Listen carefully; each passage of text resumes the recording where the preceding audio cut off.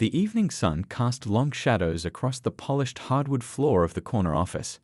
Anthony Reed stood by the floor-to-ceiling windows, looking out at the city below. His reflection showed a man in his late 40s, dressed in an expensive suit that couldn't hide the worry lines forming around his eyes.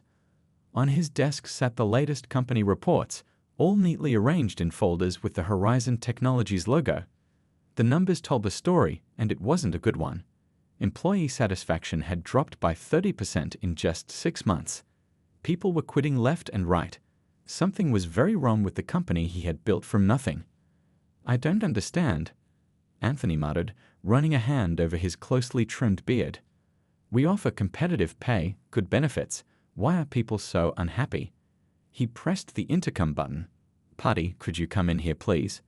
Moments later, his assistant of 12 years entered the office.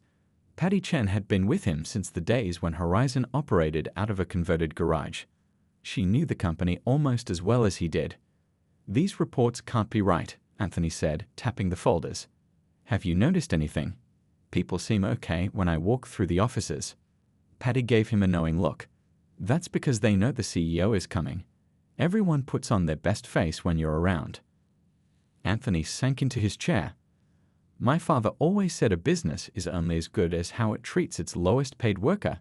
He paused, thinking about the man who had taught him everything about dignity and hard work. "I need to know what's really happening." "What are you thinking?" Patty asked, though the look on her face suggested she already knew.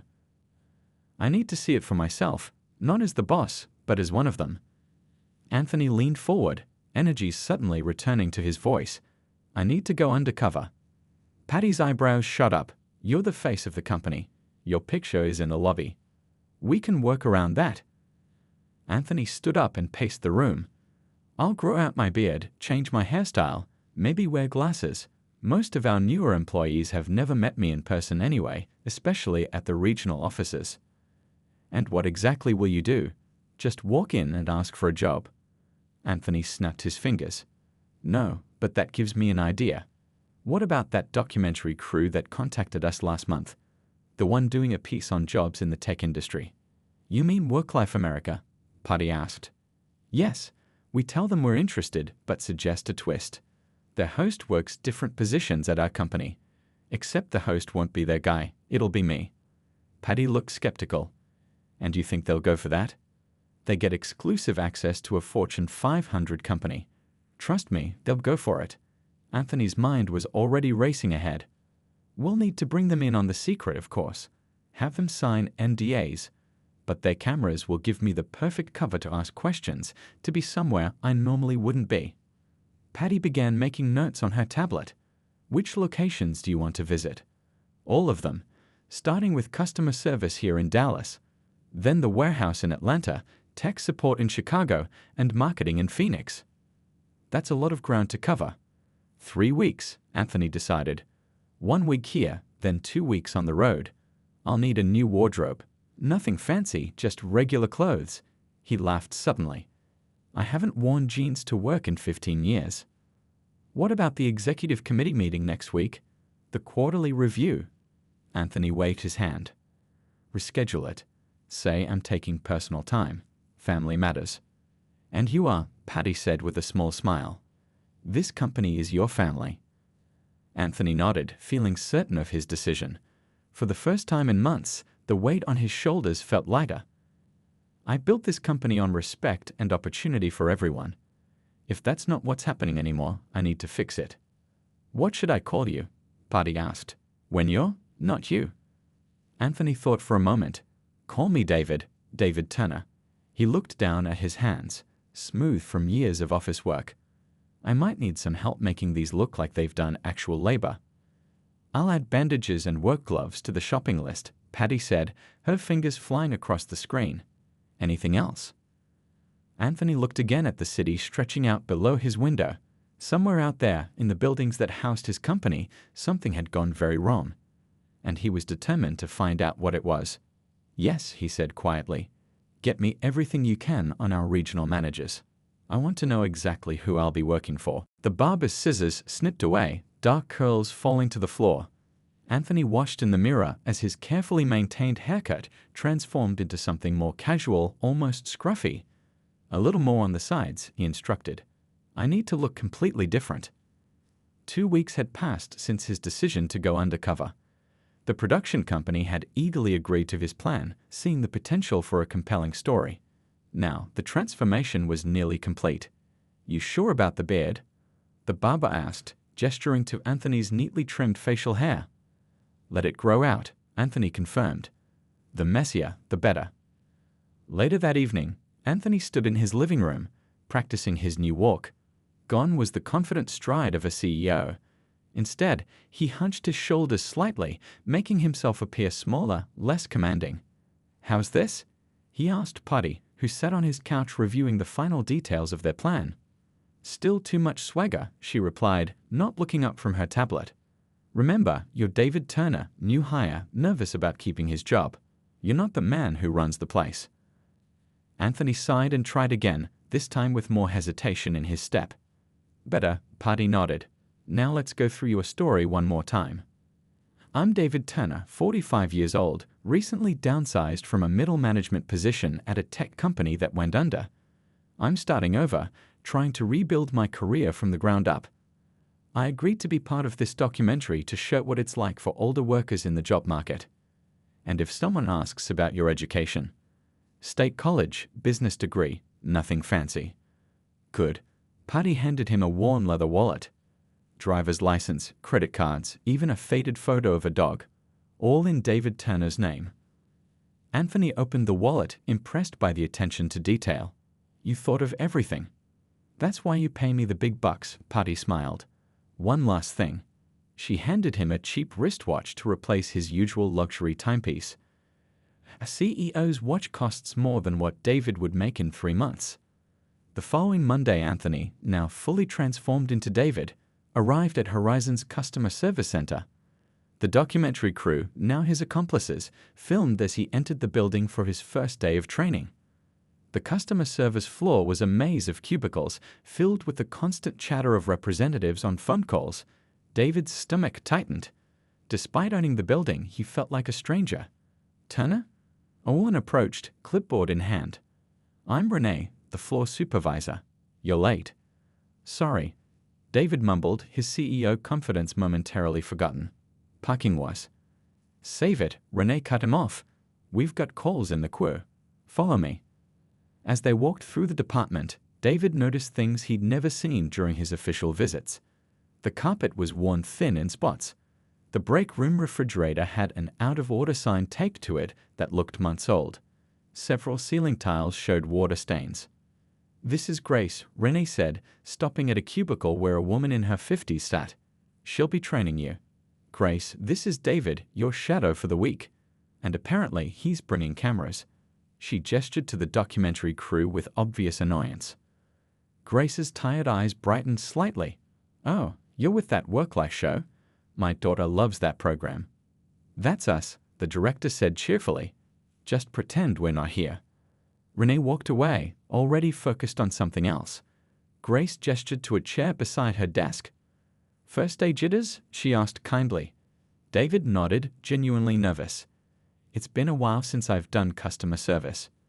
"Don't worry, you'll pick it up. The system's outdated and crashes twice a day. The customers are angry because our products keep breaking, and management times your bathroom breaks to the second. But the coffee's free." Her smile took the edge off her words. "Is it always this intense?" David asked as he watched Renee scold another employee for being 30 seconds late returning from break. "Oh honey," Grace laughed, "this is nothing. Wait until you meet the regional director on Thursday. That's when you'll see how things really work around here." Grace handed him a headset and a thick binder of scripts. "Company policy: stick to the script or risk a write-up. First call coming your way in 3, 2, 1. The phone rang, and David took a deep breath. He was about to experience his company from a whole new perspective, and he was already dreading what else he might discover. The Atlanta warehouse was nothing like Anthony had imagined. The company had spent millions renovating it just 2 years ago, but walking through it now, you'd never know. The air felt thick and dusty. Warning signs hung crooked or were covered by stacked boxes. A forklift with a cracked windshield moved dangerously fast between aisles. "Keep up, new guy," called Victor, his supervisor for the week. "We don't have all day for the tour." Anthony hurried after him, the documentary crew following close behind. He'd been David for 10 days now, and the customer service experience in Dallas had already shown him serious problems. But this warehouse felt different, not just unpleasant, but unsafe. "What happened to the ventilation system?" Anthony asked, noticing the large ceiling fans weren't running despite the heat. Victor shrugged. "Broke down 3 months ago. They say parts are on order." 3 months? Anthony couldn't hide his shock. "Welcome to real life," Victor laughed without humor. "All right, you're on inventory today. Louis will show you the ropes." Louis turned out to be a heavy-set man in his 30s with a slight limp. As Victor walked away, Louis's professional smile dropped. "So you're the documentary guy," he said. "Hope you're ready for some heavy lifting." "I can handle it," Anthony assured him. Louis handed him a scanner that looked at least 10 years old. "System crashes every couple hours. When it does, you'll lose everything you haven't uploaded. So hit that upload button every 15 minutes if you know what's good for you." As they worked through the morning, Anthony's back began to ache from the constant bending and lifting. The scanner was indeed a nightmare, freezing completely around 11 a.m. "Great," Louis sighed. "That's an hour of work gone." "Can't we get better equipment?" Anthony asked, wiping sweat from his forehead. Louis gave him a strange look. "You really are new, aren't you? Regional Director Phillips doesn't approve tech upgrades, says we need to maximize existing assets." During lunch break, Anthony sat with Louis and a few other workers in a cramped break room. The conversation flowed more freely away from the warehouse floor. "How long have you worked here?" Anthony asked Louis. 7 years next month. Used to be a good place. Good benefits, decent managers who cared about safety. All changed when Phillips took over. What happened? Anthony leaned forward, genuinely curious. A woman named Tanya lowered her voice. "Phillips gets bonuses based on productivity and cost cutting. Safety doesn't factor into his metrics. Surely there are standards." Anthony pressed. "Regulations." Louis rolled up his sleeve, revealing a healing gash. "Got this 3 weeks ago when a shelf collapsed. Phillips said if I reported it as a workplace injury, he'd find a reason to write me up. Said I was probably on my phone when it happened." Anthony felt sick. Was anyone else hurt? Glances were exchanged around the table. Tanya spoke up again. "Chen in shipping broke his wrist last month. Roy got hit by a forklift that couldn't stop in time because the brakes are shot. There have been at least 5 injuries in the past 2 months, none officially reported." After lunch, Anthony was assigned to help check shipments in the loading area. While loading boxes, he spotted something that made his blood run cold. A worker was balancing on a damaged ladder to reach a high shelf, the ladder wobbling dangerously with each movement. "Shouldn't we have proper equipment for that?" Anthony asked the supervisor nearby. The man barely looked up. "Budget cuts. Make do with what we have." Just then, Phillips himself walked through the doors, a tall man with an expensive haircut and a permanent frown. Everyone instantly moved faster. "Turner," Victor called out. Less chatting, more working. "Phillips is doing his rounds." Anthony watched as Phillips walked past an obviously leaking chemical container without comment. Instead, he pulled aside a young worker who had stopped to adjust his safety gloves. "Time is money," Phillips said loudly enough for everyone to hear. "If your equipment is slowing you down, maybe you need different equipment. Or maybe we need a different worker." The fear in the young man's eyes was unmistakable. He immediately went back to work, not bothering to fix his gloves. That night in his hotel room, Anthony couldn't sleep. He pulled out his notebook and began documenting everything he'd seen, the safety violations, the intimidation, the injuries. The company he'd built wasn't just unpleasant to work for, it had become dangerous. "This stops now," he whispered to himself, his hand tightening around his pen. But the worst was still to come. The Chicago office looked impressive from the outside, all glass and steel, the Horizon Technologies logo gleaming in the morning sun. But by his 3rd day there, Anthony knew the shiny exterior hid ugly truths. He'd been assigned to the project management team, shadowing a woman named Vanessa. She was brilliant, organized, and completely overlooked by leadership. "This is the third time they've forgotten to invite me to the client meeting," Vanessa sighed, staring at her computer screen. The calendar invitation clearly showed her name missing from the list of attendees. Could it be a mistake? Anthony asked, though he already suspected the answer. Vanessa gave him a tired look. When something happens once, it's a mistake. When it happens every time Wilson schedules a meeting with an important client, it's a pattern. Wilson Bryant was the department director, a man with slicked back hair and an expensive watch that he checked constantly during meetings. Anthony had met him briefly during his orientation as David. Now he watched Wilson through the glass walls of the conference room, gesturing dramatically to clients, while Vanessa's presentation slides appeared on the screen behind him. "Those are your slides," Anthony noted. "And my research, my strategy, my numbers," Vanessa confirmed. "But they'll be his success when the client signs." During lunch, Anthony sat with Vanessa and two other project managers in a nearby sandwich shop. "How do you put up with it?" he asked, genuinely curious. Reg, one of the other managers, laughed bitterly. "You think that's bad? Last month I developed an entire campaign that brought in our biggest client of the year. Know what Wilson said? That he'd been mentoring me through the process. He got a bonus. I got a gift card to this sandwich shop. Have you considered going to HR?" Anthony asked. The three project managers exchanged glances. "HR reports to Wilson's golf buddy," explained Tiana, the third manager. "Last person who complained suddenly had performance issues and was gone in 6 weeks." Anthony felt his appetite vanish. "So everyone just accepts this?" "We need our jobs," Vanessa said simply. "I'm a single mom with 2 kids and a mortgage. I can't afford principals." Back at the office, Anthony was asked to sit in on an afternoon meeting.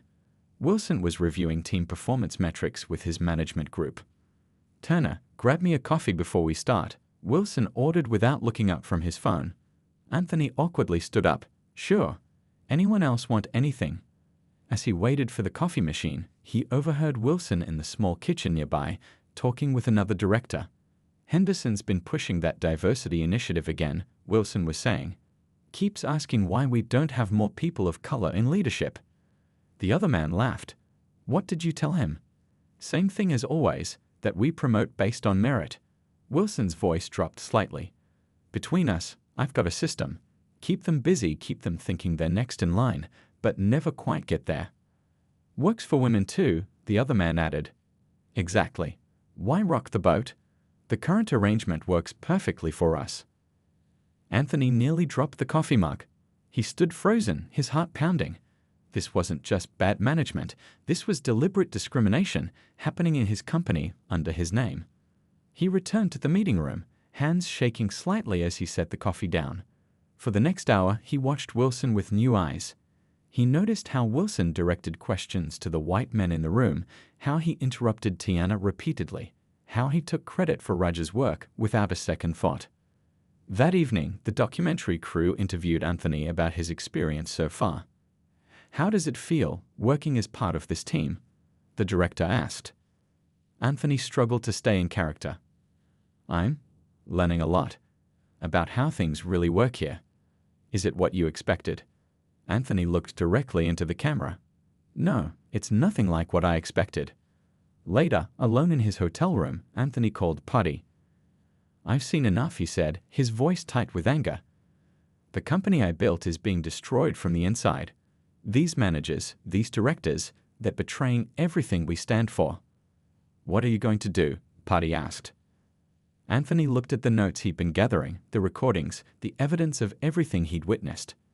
"I'm going to finish this," he said firmly. "One more location. Phoenix, then I'm cleaning house." As he hung up, Anthony stared out the window at the Chicago skyline, the city lights blurring as he thought about Vanessa, Raj, Tiana, Lewis, and all the others who came to work every day facing discrimination, danger, and disrespect. This ends now, he promised himself. But even he didn't realize just how bad things would get in Phoenix. The Phoenix office housed Horizon's marketing department, the creative heart of the company. Anthony arrived as David Turner, his final undercover assignment, but his mind was already racing with plans for his return as CEO. "Welcome to the creative pit," said Oliver, a mid-level manager assigned to show him around. "You'll be helping with the summer campaign research." The marketing floor buzzed with energy. Designers huddled over computers, writers debated taglines, and walls were covered with colorful mock-ups. On the surface, it looked like the vibrant workplace Anthony had always envisioned. But by lunchtime, he noticed the cracks in the facade. The creative teams were divided. The best desks, newest computers, and prime projects all went to a select group. The others were crammed into a corner with outdated equipment. Who decides which team gets what projects? Anthony asked Oliver casually as they ate in the break room. "That would be Gregory," Oliver replied, nodding toward a tall man holding court in the center of the room. "Senior VP of Marketing. He has his favorites." Anthony watched Gregory, confident, loud, commanding attention, the type of executive who looked good in corporate photos and board meetings. "How does someone become a favorite?" Anthony pressed. Oliver hesitated. "Look around. Notice anything about Gregory's inner circle?" Anthony did. Every person surrounding Gregory was white, mostly men who looked remarkably similar to Gregory himself. "What about him?" Anthony nodded toward a man sitting alone, reviewing designs. "He seems to be doing good work." "That's Andra, brilliant creative director. Came up with the campaign that won us the industry award last year." Oliver lowered his voice. "He should have been promoted twice by now. Instead, they keep hiring people above him." Over the next 2 days, Anthony watched Andra closely. His work was exceptional. His team respected him. Yet in meetings, Gregory barely acknowledged his input. On his third day, Anthony was assigned to help Andra's team with market research. They worked well together, and Anthony was impressed by Andra's leadership and creativity. "You've been here 3 years?" Anthony asked during a coffee break. "Almost 4 now," Andra nodded. "Your work is amazing. Why haven't you moved up?" Andra's smile didn't reach his eyes. "That's the million-dollar question. My performance reviews are always excellent. Then nothing happens." At that moment, Gregory walked by with another executive Anthony didn't recognize. "Turner, right?" Gregory stopped. "The documentary guy. How's your experience with us so far?" "Educational," Anthony replied carefully. "Good, good." Gregory turned to the other executive. "This is Thomas Bennett from our East Coast division. He's in town for the leadership retreat." Anthony shook Thomas's hand. "Nice to meet you." "You too. Enjoying your taste of corporate life?" Thomas asked with a practiced smile. "It's revealing," Anthony said. After they walked away, Andra sighed. "The leadership retreat. 3 days at a desert resort where they'll decide next year's promotions and bonuses." "You're not invited?" Anthony asked, already guessing the answer. "Never am. Neither is Pryor from Digital or Wei from Analytics." Andra shrugged, but Anthony could see the hurt beneath the casual gesture. That evening, Anthony found himself riding the elevator with Gregory and Thomas, who didn't notice him standing in the corner. They were deep in conversation about the upcoming retreat. "What about Watkins in creative?" Thomas asked, checking something on his phone. "His numbers are good." "Andra?" Gregory scoffed. "Not ready for leadership. His performance reviews." "Look." Gregory cut him off. "The clients we deal with have certain expectations about who represents our company. Andra is great where he is. Creative but contained." Thomas nodded slowly. "What about Pryor for the digital director position?" "Same issue," Gregory replied. "Keep them where they are. Let them think they're on the path to promotion. It keeps them working harder." "The dangling carrot approach," Thomas laughed. "Classic." The elevator doors opened and they walked out, never noticing Anthony or the way his hands had curled into fists. He waited until they were gone, then pulled out his phone. The undercover operation was supposed to last another 2 days, but he'd seen enough. "Patty," he said when she answered. "Book the boardroom for tomorrow morning. All directors, all VPs, no exceptions." "You're coming back early?" she asked. "Yes, and I'm bringing everything I've learned." His voice was steady, determined.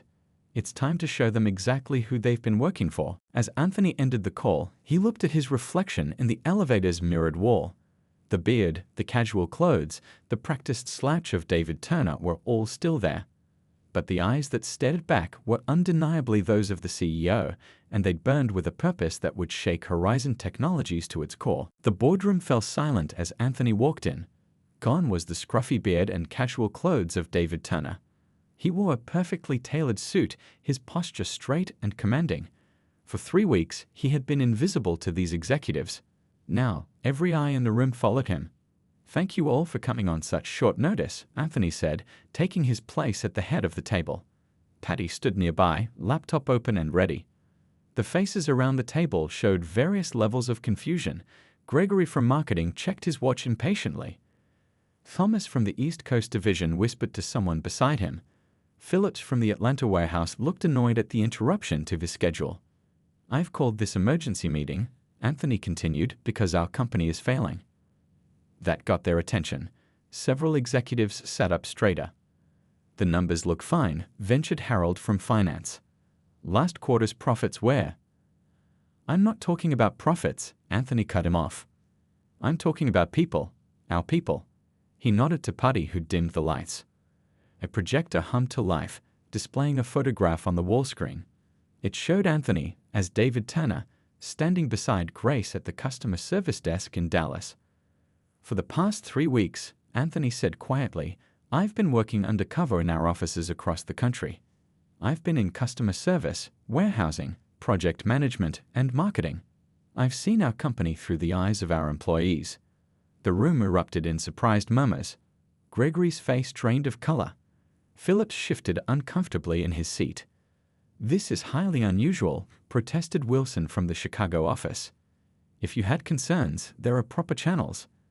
"Like HR?" Anthony raised an eyebrow.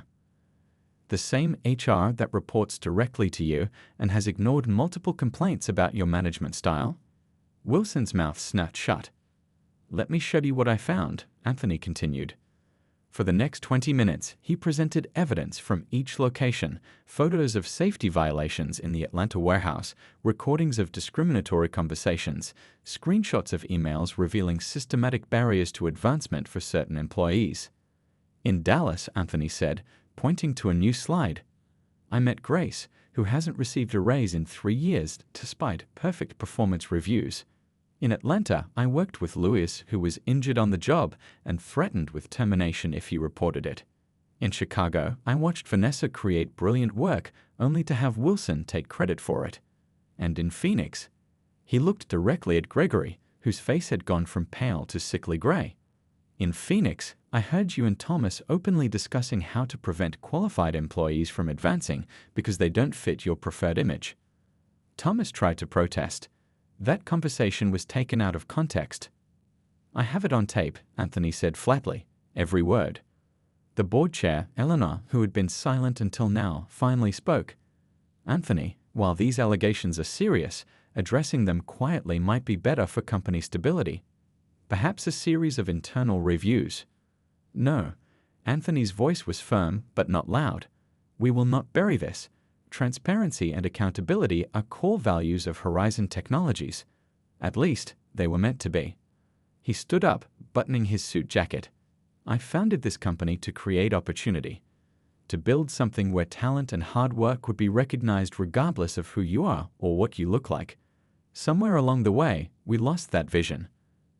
Anthony moved to the center of the room. "Effective immediately, the following changes will take place." He displayed a new slide with a list of names. Thomas Bennett, Gregory Wilson, Richard Phillips, Wilson Bryant, and 4 other executives are terminated for violations of company policy and federal law. Gasps echoed around the table. The named executives began to protest, but Anthony continued. "Michelle Ward, our current HR director, is also being removed.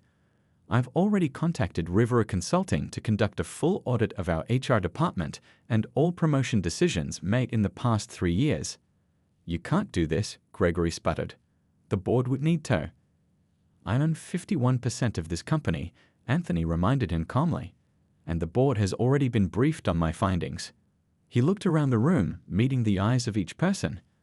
Those of you not named still have a chance to be part of the solution. Tomorrow morning, I will announce these changes to the entire company. I will tell them exactly what I found and exactly what we're doing about it." The room was deathly quiet now.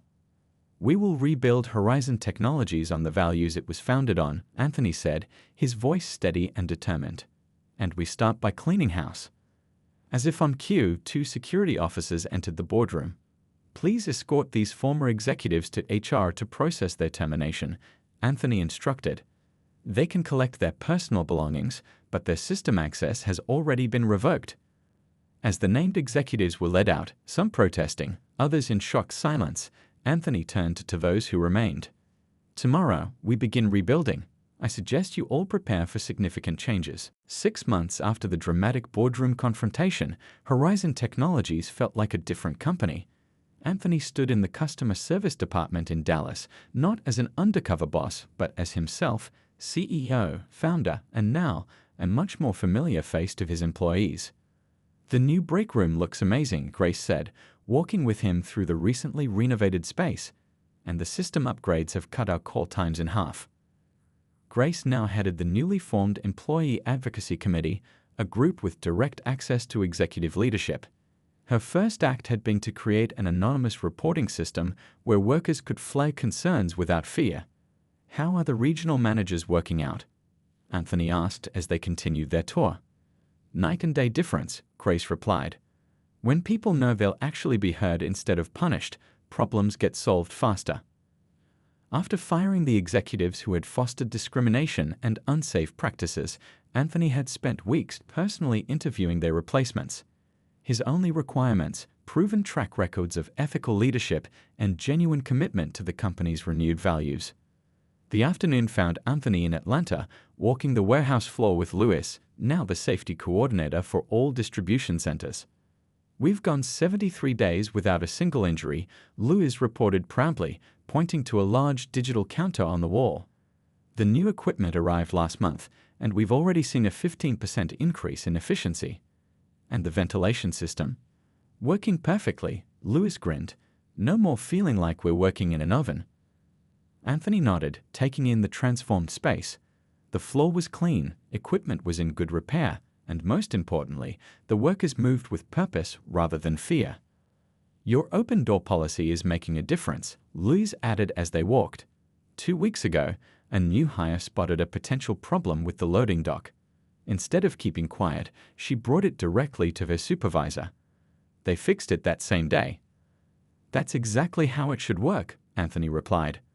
The Chicago office had undergone perhaps the most dramatic transformation.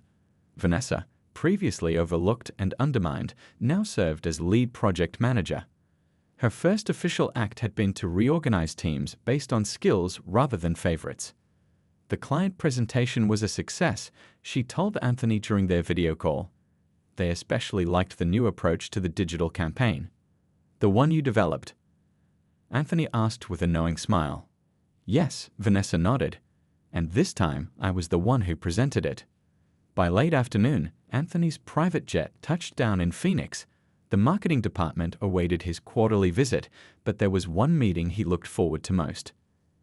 Andrew greeted him in the lobby, confidence evident in his stance and handshake. As the newly appointed creative director, he had already reshaped the department. "The team structure is working well," Andrew explained as they walked through the office. "We've eliminated the old hierarchy that kept certain people from advancing.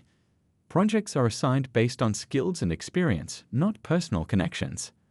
They stopped at a wall displaying the company's latest campaigns.